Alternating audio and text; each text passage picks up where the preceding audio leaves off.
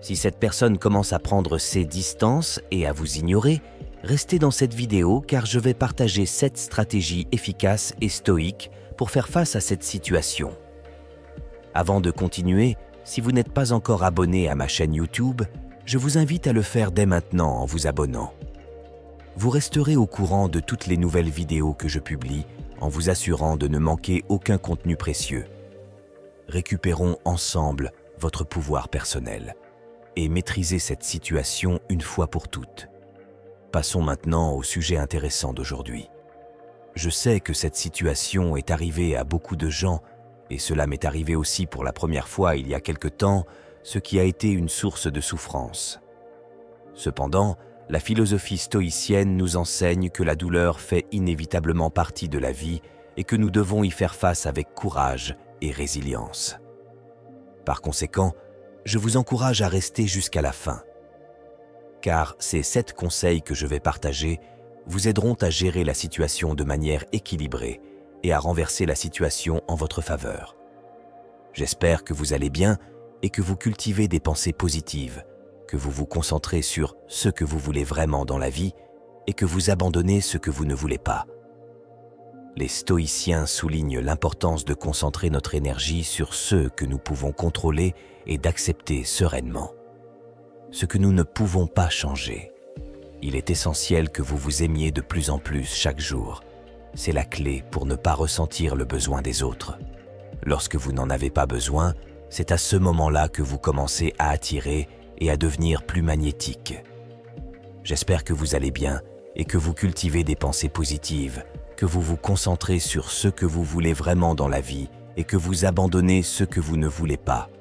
Les stoïciens soulignent l'importance de concentrer notre énergie sur ce que nous pouvons contrôler et d'accepter sereinement ce que nous ne pouvons pas changer. Il est essentiel que vous vous aimiez de plus en plus chaque jour, car c'est la clé pour ne pas ressentir le besoin des autres. Lorsque vous n'en avez pas besoin, c'est à ce moment-là que vous commencez à attirer et à devenir plus magnétique. Quand je dis que quelqu'un s'éloigne ou vous ignore, je ne parle pas d'une relation qui est déjà complètement terminée.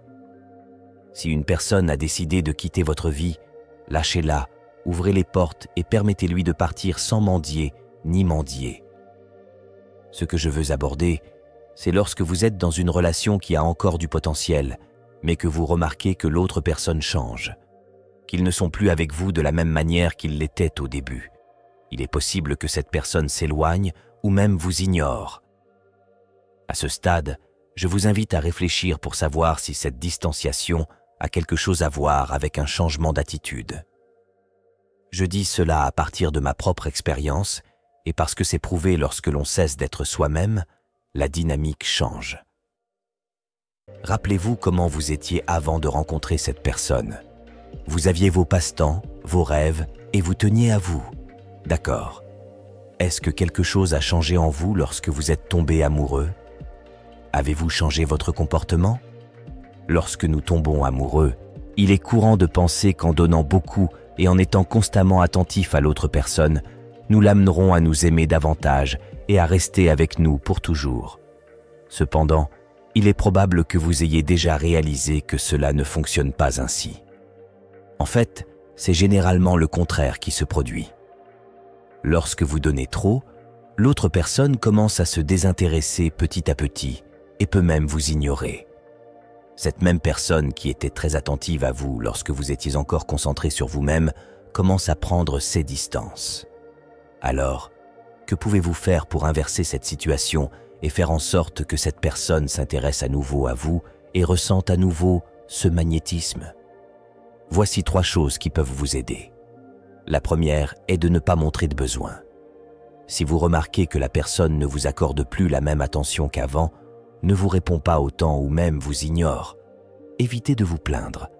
N'envoyez pas de SMS et n'appelez pas en disant des choses comme « Vous ne m'avez pas répondu, vous m'avez laissé dans le vide ». Que se passe-t-il?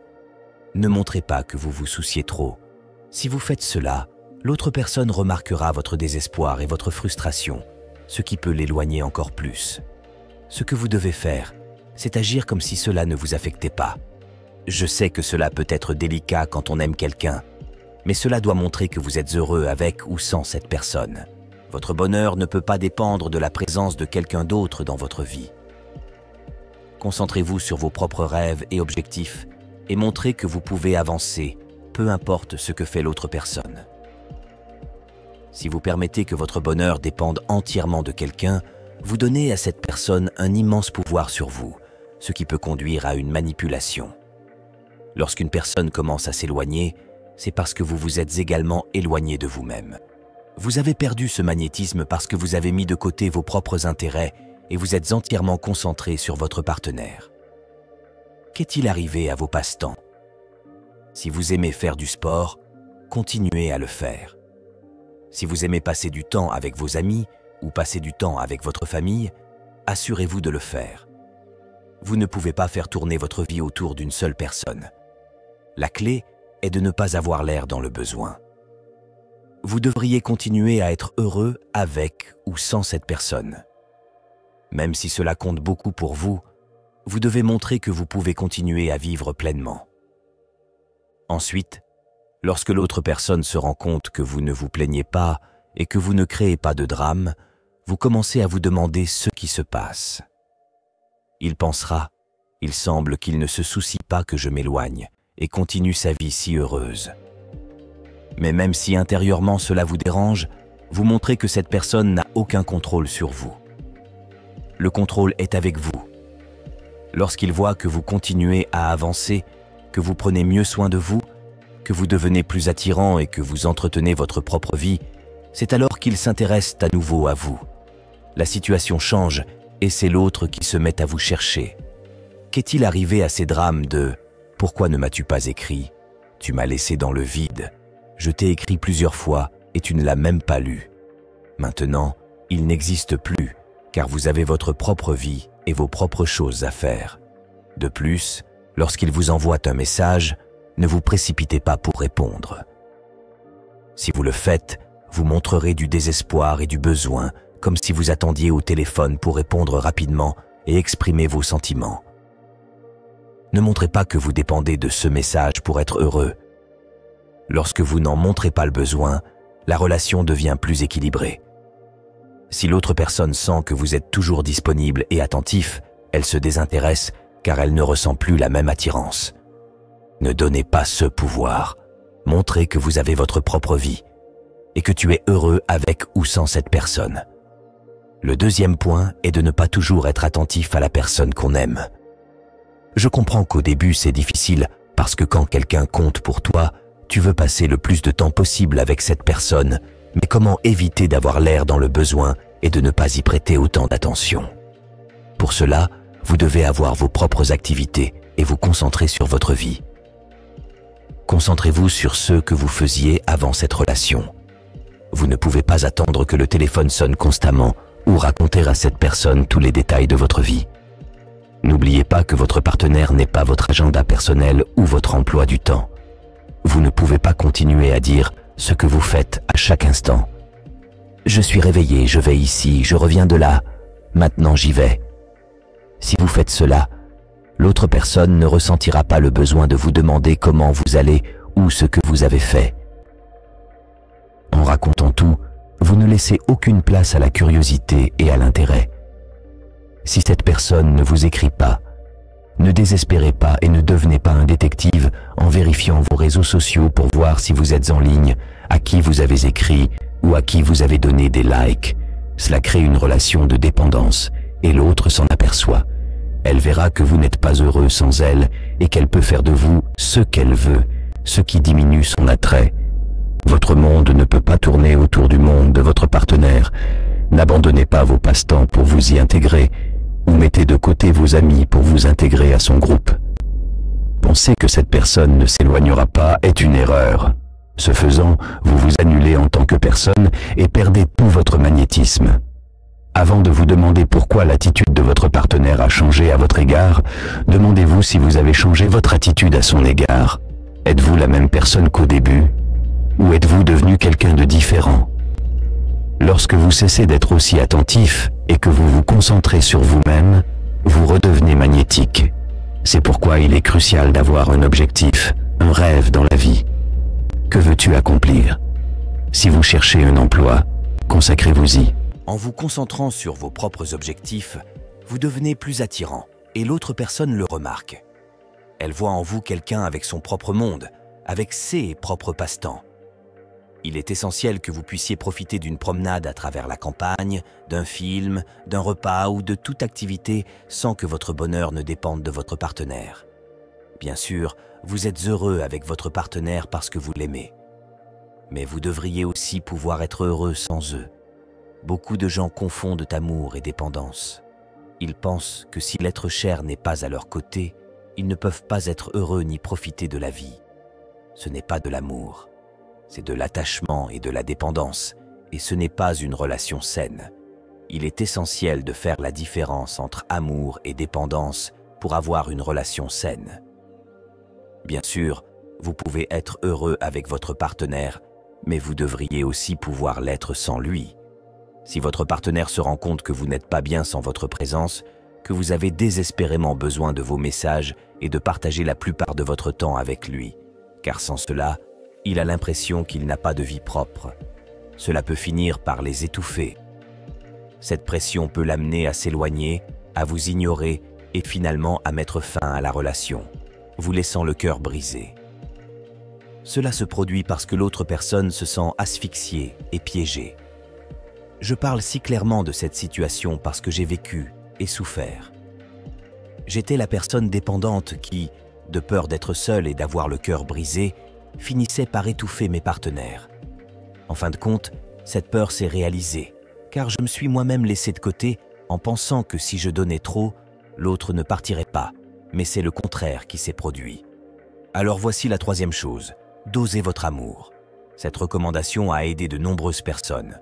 Au lieu de tout donner d'un coup, répartissez votre affection de manière équilibrée. En faisant cela, non seulement vous évitez d'étouffer votre partenaire, mais vous maintenez également l'intérêt et l'attraction pour la relation. Il est essentiel que vous appreniez à vous aimer et à ne pas dépendre émotionnellement d'une autre personne pour être heureux. Si vous abandonnez tout d'un coup, si chaque fois que cette personne dit que vous avez besoin de quelque chose, vous vous précipitez pour satisfaire ce besoin, même en sacrifiant ce dont vous avez vous-même besoin, vous perdez votre magnétisme. La première personne dont vous devez prendre soin et aider, c'est vous-même. Il est essentiel d'aimer son partenaire, bien sûr, mais l'amour n'est pas une question de quantité, mais de qualité. Il ne s'agit pas d'aimer beaucoup, mais de bien aimer. Une relation saine doit être équilibrée, sans excès, sans besoin ni plainte constant. Doser l'amour, c'est aimer, mais sans s'oublier. Il ne faut pas constamment se sacrifier ou manquer de quoi que ce soit pour tout donner à l'autre personne. Bien aimer quelqu'un, c'est d'abord prendre soin de soi. Ne vous enlevez pas des choses que vous devez donner à l'autre personne. Ne vous annulez pas en pensant qu'en donnant tout, vous serez davantage aimé. Beaucoup d'entre nous y sont allés.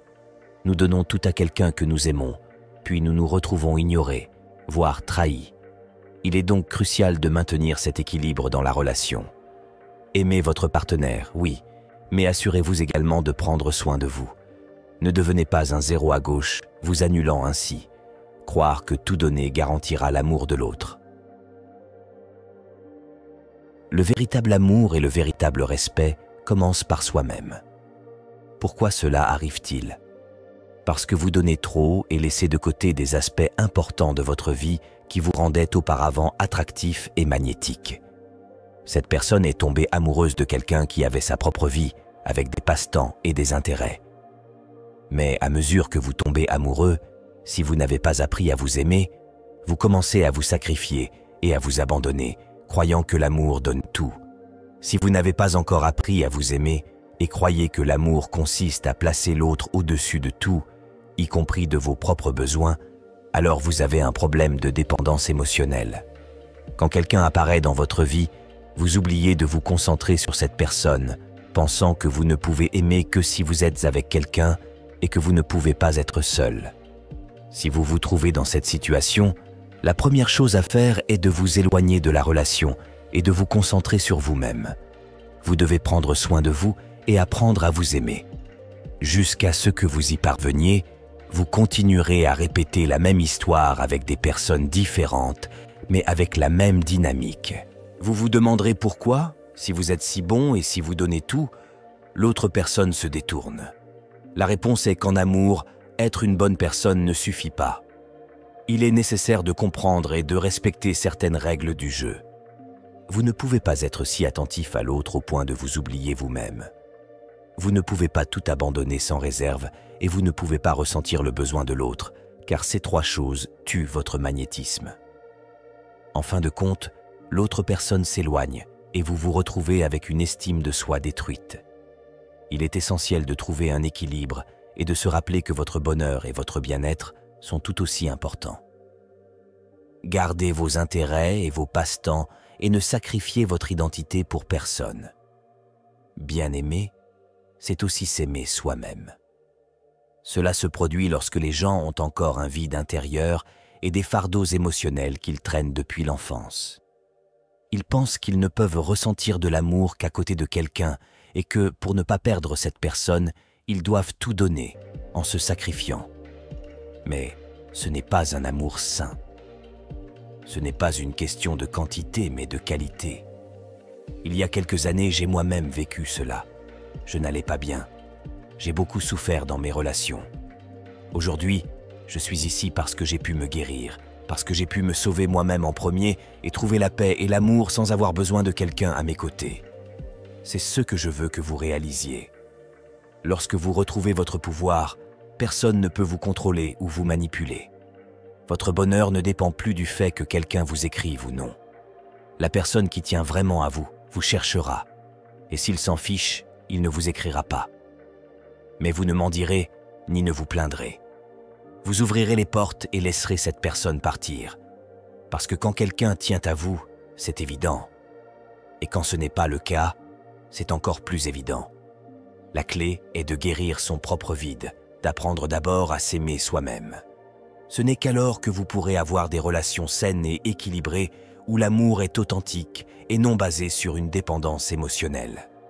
Il y a 1 an, ma dépendance émotionnelle à l'égard des autres était si intense que j'ai même offert mon téléphone portable à un ami pour un week-end. Je lui ai dit de rester avec lui parce qu'elle ne supportait pas de prêter attention à un appel ou à un message. Cela me rendait malade.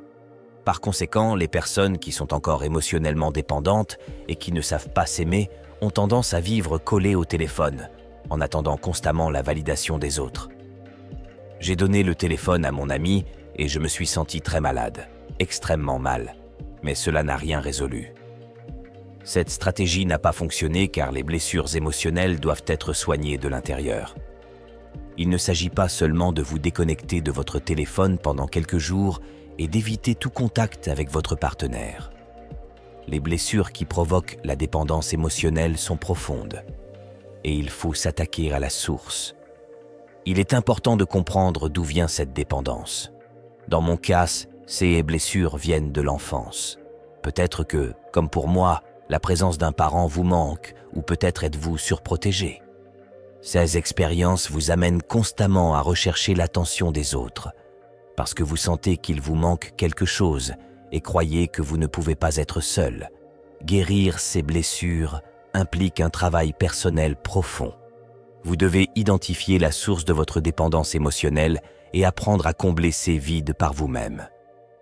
La vraie liberté et le bonheur viennent du fait d'apprendre à s'aimer et à être bien dans sa peau sans avoir à compter sur la validation des autres.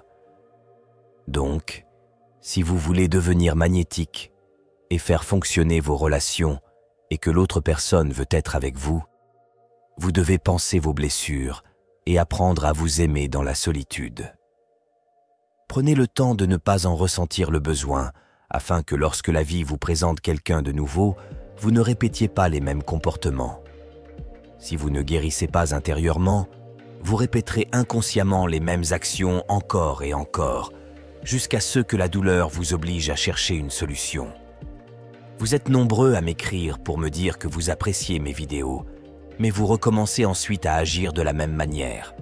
Pourquoi cela arrive-t-il ? Parce qu'ils ont des blessures profondes qui ne peuvent être résolues simplement en regardant une vidéo. Guérir ces blessures demande un travail quotidien et constant, comme moi aussi. Il est facile et confortable de regarder une vidéo, mais ce qui transforme vraiment, c'est de consacrer du temps chaque jour à travailler sur soi-même, à lire des livres de croissance personnelle et à identifier et guérir ses blessures. C'est ce qui produit réellement un changement. Les gens ne changent pas en faisant les mêmes choses. Ils changent lorsqu'ils agissent différemment, même si cela est inconfortable. Même si cela ne vous plaît pas, vous devez sortir de votre zone de confort et faire face à vos propres faiblesses pour grandir et vous transformer. Donc, si une situation vous fait mal et que vous souhaitez changer, vous devez travailler à accroître votre amour-propre et votre confiance en vous. En renforçant cette sécurité et cette confiance, vous connaîtrez votre valeur et cesserez de commettre ces erreurs lorsque vous entrerez dans une relation. Vous ne vous laisserez pas de côté et ne serez pas si attentif à l'autre, car vous comprendrez que la première personne dont vous devez vous occuper et aimer, c'est vous-même.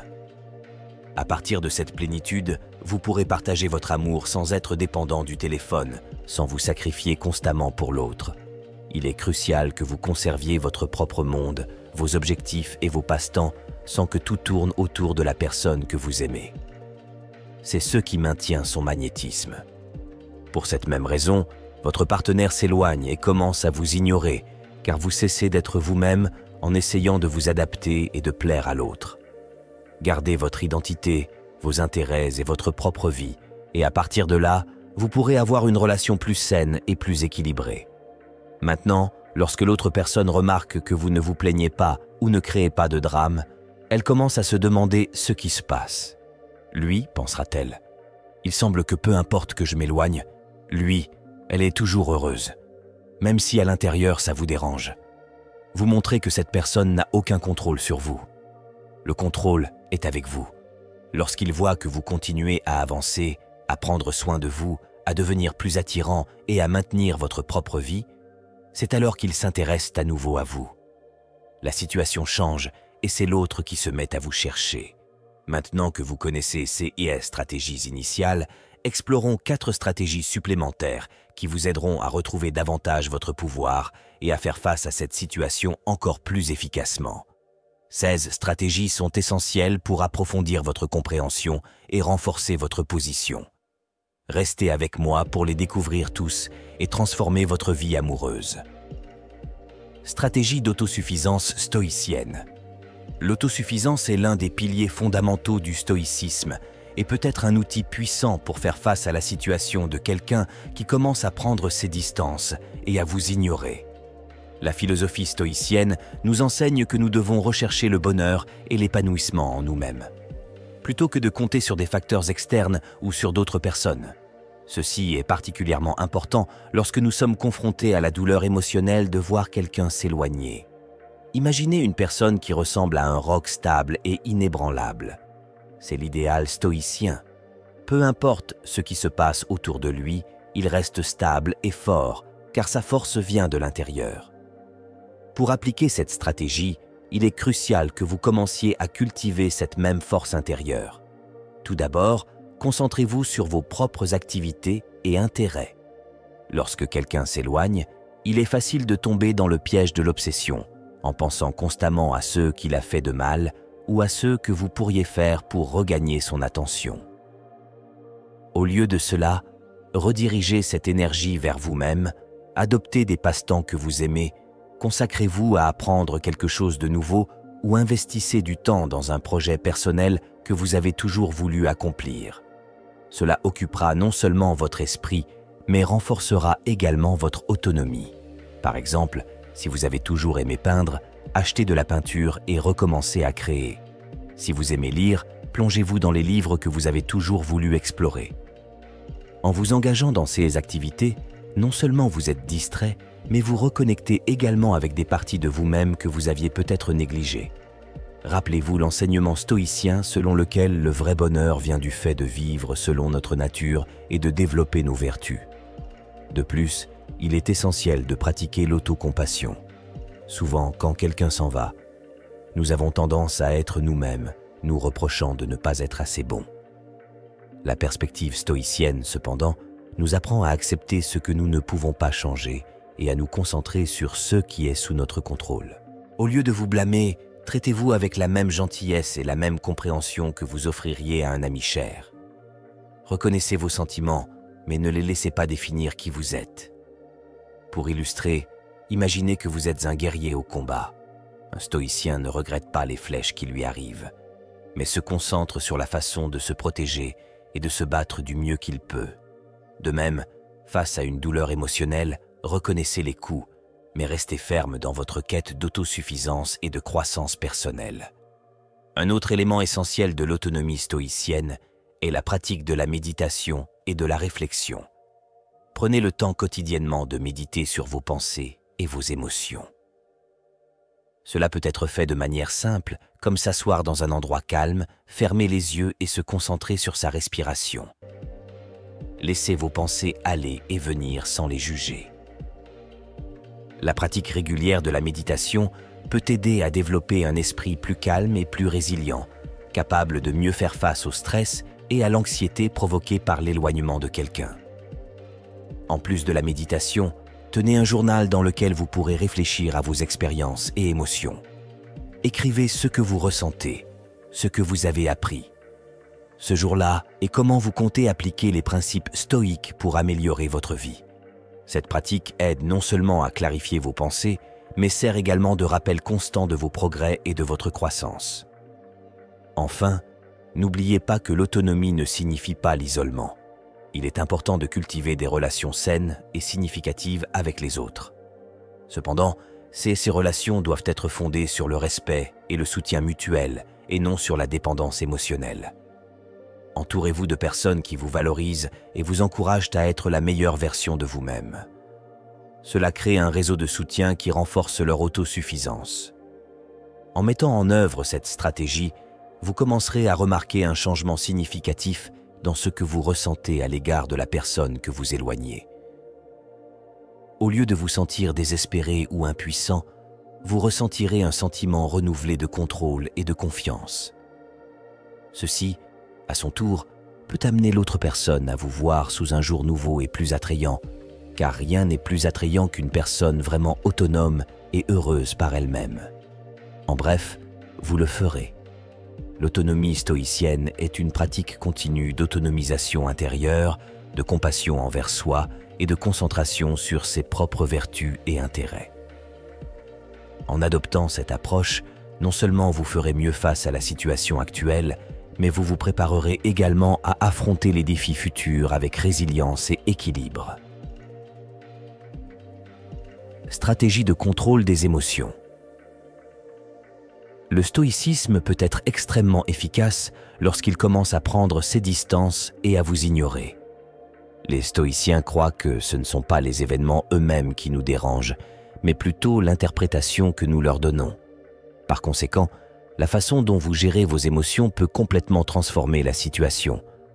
Quand quelqu'un s'éloigne, il est naturel de ressentir une tempête d'émotions. Tristesse, colère, frustration. La première étape pour contrôler ces émotions est de les reconnaître sans se laisser submerger par elles. Imaginez que vos émotions sont comme des nuages qui traversent le ciel. Ils sont là, mais vous n'êtes pas obligé de les conserver. Laissez-les passer et observez-les avec un esprit calme et détaché. Cela ne signifie pas que vous devez réprimer vos émotions, mais plutôt les aborder avec une attitude d'acceptation et de compréhension. Par exemple, si vous vous sentez triste parce que la personne qui vous est chère prend ses distances, reconnaissez cette tristesse. Dites-vous « Je me sens triste parce que cette personne s'est éloignée ». Le simple fait de reconnaître l'émotion peut alléger une partie de votre poids. Alors demandez-vous « Cette émotion m'aide-t-elle ou me fait-elle du mal ?» La tristesse peut être une réponse naturelle, mais elle ne doit pas nécessairement définir vos actions ou votre bien-être. Un exercice pratique pour vous aider à contrôler vos émotions est la technique de la pause. Lorsque vous ressentez une forte émotion, arrêtez-vous un instant, respirez profondément et comptez jusqu'à 10. Cette courte pause peut vous donner le temps dont vous avez besoin pour ne pas réagir de manière impulsive et choisir une réponse plus réfléchie. Par exemple, faites une pause. Au lieu d'envoyer un message impulsif demandant pourquoi la personne s'éloigne, profitez de ce temps pour réfléchir et décider si cela en vaut vraiment la peine. Les stoïciens pratiquaient également ce qu'ils appelaient la préméditation des maux, premeditatio malorum, qui consiste à imaginer des adversités possibles et à s'y préparer mentalement.